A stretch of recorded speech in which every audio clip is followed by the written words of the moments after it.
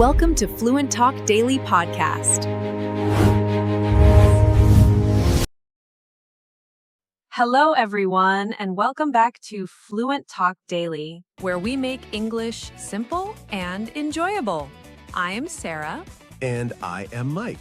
Hello to all of our wonderful listeners wherever you are in the world right now. Sarah, before we start today, can I ask you something? Go ahead. Do you ever watch something at home and just quietly turn the subtitles on? Yes, obviously, everyone does that. My younger brother visited last week. He sat down. I turned on a show, subtitles on as usual. He looked at me and said, "Can you not hear it?" What did you say? I said, "I can hear it fine. I just like to read along." Is that true? Not really, no. I just did not want to explain that the volume somehow stopped being enough. At some point, the dialogue just got quieter. The dialogue got quieter and the background music got louder, and now I need both the sound and the text. Mike, this is a very specific transition in life. What do you mean? There is a moment where subtitles go from optional to necessary, and once you cross that line, you do not go back. That is a little depressing. It is not depressing. It is just getting older, which is actually what we are talking about today. And the subtitles thing is just the beginning. We have a whole list of signs, and some of them are embarrassingly relatable. Getting older, not in a sad way. Just in a very honest way. Exactly. Let's get into it. Okay, so subtitles is one sign. What else do you have? Leaving parties early. Yes. A few years ago, leaving at midnight felt early. Now, if I am still there at 10:30, I feel like I deserve some kind of award. An achievement. Honestly. And the worst part is, I'm not even tired. I just start thinking about my bed. I start doing the calculation in my head. If I leave now, I can be home by 11, asleep by 11:30. And then I feel genuinely excited about that plan. What about music? Because this happened to me recently. Tell me. I was in a cafe, a song came on, very loud, very fast. The people at the next table were all singing along. I had absolutely no idea what it was. Did you try to find out? No! I just thought, this is very loud, and went back to my coffee. This is very loud. Sarah, that is something a grandparent says. I know, but I did not feel bad about it. I just genuinely did not care anymore. Not caring is actually a sign too. A good one, I think. We will come back to that. But first, listeners, we want to hear from you.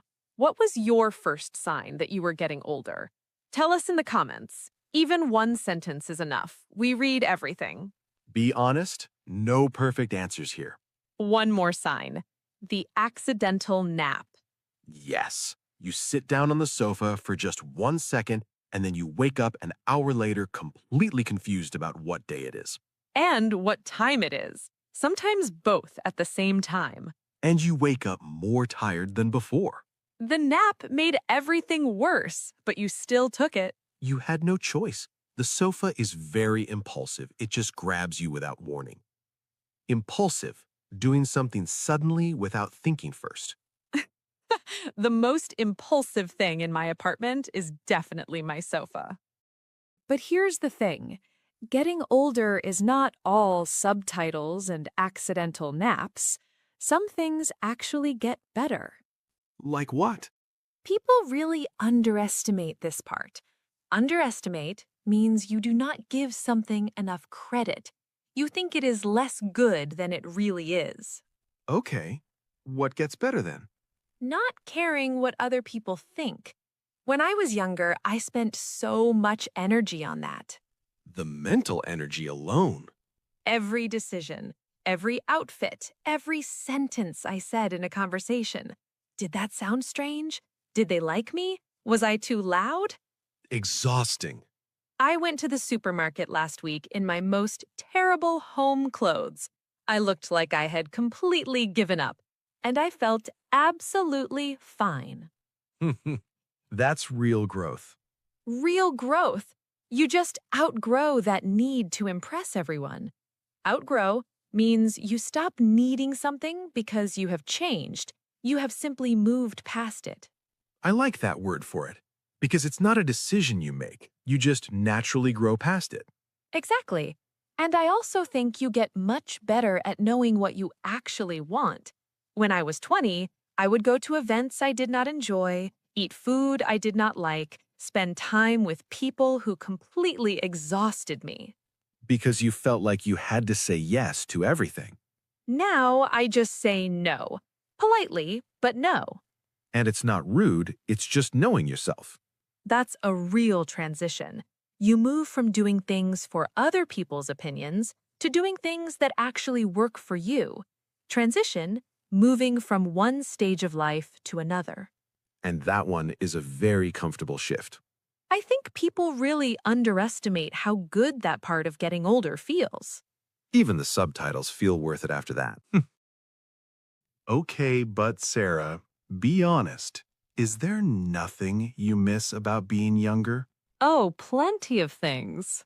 I knew it. The main one is energy, just energy that existed for no reason.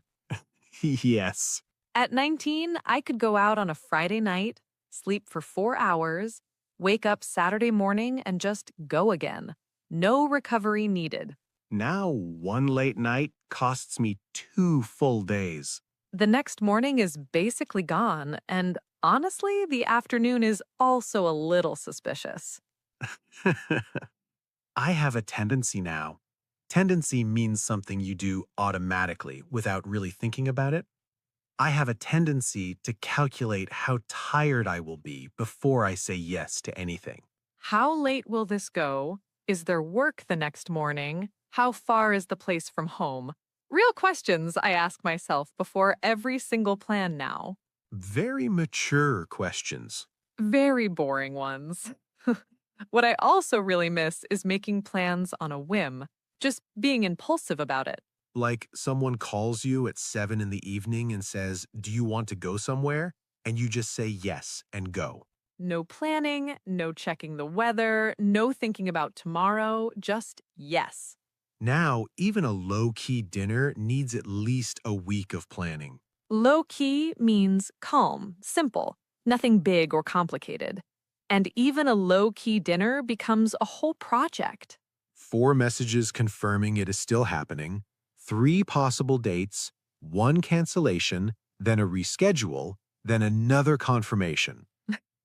And when you finally sit down for dinner, the first 20 minutes is everyone talking about how hard it is to make plans now. But the obligations kept everyone busy all week. Obligations are the things you simply have to do. You cannot avoid them. So making it there at all feels like a win. And the dinner is always worth it. Always. Okay, friendships. And Mike has an opinion here that I slightly disagree with. Slightly. Slightly. Go ahead. My opinion is that a smaller friend group is better.